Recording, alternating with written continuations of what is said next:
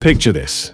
You wake up on a school morning in 1970s Britain. Before you even open your eyes, you know it's cold. Not outside cold, inside cold. Your breath comes out in clouds above the blankets. You can see it. The bedroom window has ice on the inside, not frost patterns. Solid ice you'd have to scrape off to see through. This was normal. Nobody called it hardship. You got dressed under the covers, pulling on yesterday's clothes because they were slightly warmer than fresh ones from the drawer. Then you'd run downstairs to the one room with heat, the living room, where Mum had the coal fire going and Dad was already dressed for work, reading the paper in silence. We remember the fun, the freedom, the street games that lasted until dark. But we forget what it cost. The quiet struggles our parents carried. The cold that never really left. The making do that defined everything. Growing up in 1970s, Britain wasn't the golden childhood we remember. It was harder than that. Much harder. Let's be honest about what it was really like. Daily routines were just how things were. One heated room in the entire house. You lived in that room. Ate there. Did homework there. Watched telly there.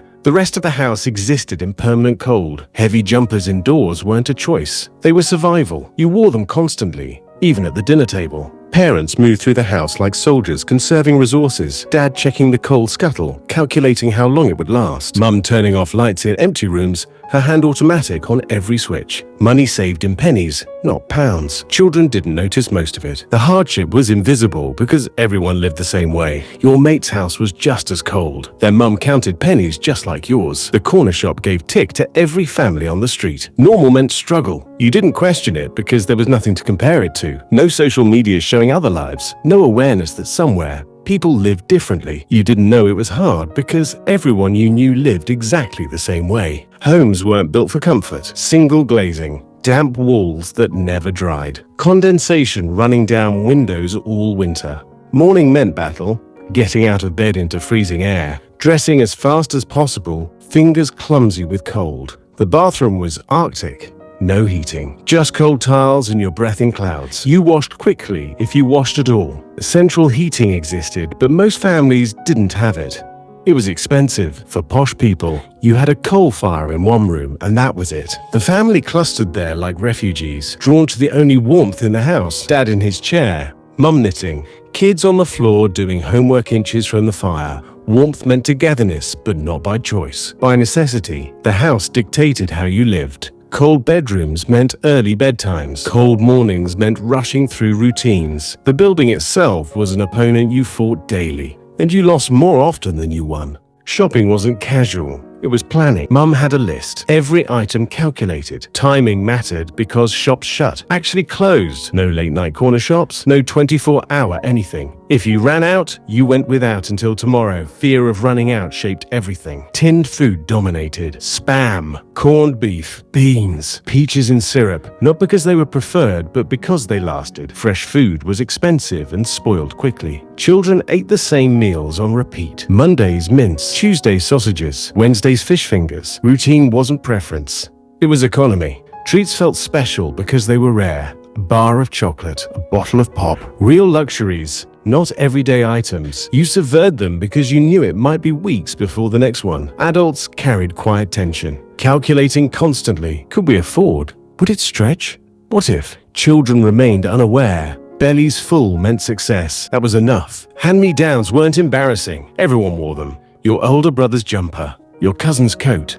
Clothes that lasted meant clothes worn until they literally fell apart. Shoes worn too long, toes cramping. But new ones cost money, so you waited. School was cold. Classrooms with single glazing and ancient heating. You kept your coat on sometimes. Teachers didn't object. They were cold too. Everyone suffered together. Shared hardship created strange equality. Nobody had much. A few kids had slightly more, but not enough to matter. No designer culture, no brand awareness. You wore what you had, and so did everyone else. Resilience built without anyone naming it. You learned to endure because there was no alternative. Complaining changed nothing. Cold was cold. Hard was hard. You just got on with it. That's what being a kid meant, adapting to whatever adults provided and being grateful for it. Parents carried weight children never saw. Bills that came like threats. Repairs needed but delayed. Job insecurity in industries already dying. Money never discussed openly. Not around the kids. Arguments happened behind closed doors. Muffled voices. Tension you felt but didn't understand. Mum would emerge smiling.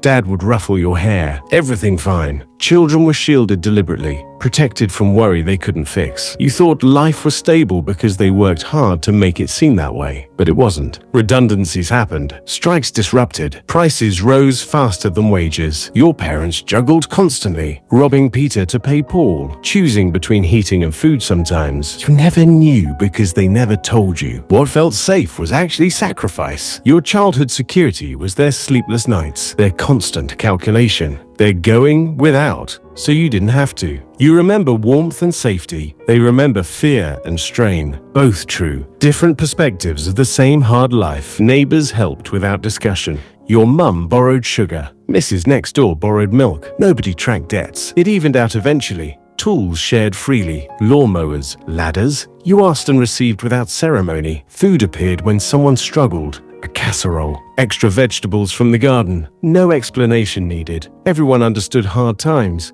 Community replaced systems that didn't exist. No food banks. No credit cards for emergencies. Just people helping people because that's what you did. Help was expected, not praised. Remarkable only in its absence. If someone didn't help, that was noteworthy, but most did. Survival depended on it. This created warmth no central heating could match. Belonging, security, knowing people had your back not from charity, but from shared understanding. You'd do the same for them, probably had already. Community wasn't nostalgia, it was necessity, but it worked, and something irreplaceable was built in those exchanges that modern life hasn't replaced. We remember the laughter, street games until dark, freedom to roam, summers that felt endless. That's what stays. What we forget is the strain underneath, the cold that penetrated everything, the making do that defined daily life, parents who smiled while worrying. Memory softens hardship, especially childhood memory. Our brains protect us, keep the joy, blur the pain, so we remember warmth without remembering it came from one coal fire. Remember full bellies without remembering the same 5 meals rotating endlessly. Remember safety without seeing the sacrifice that created it. This isn't dishonesty, it's survival. Generational lens normalizes hard times into strength. We managed becomes the story. And it's true, but managing was hard, harder than the word suggests. Life in 1970s Britain required endurance we don't acknowledge. We call it character building now. Back then,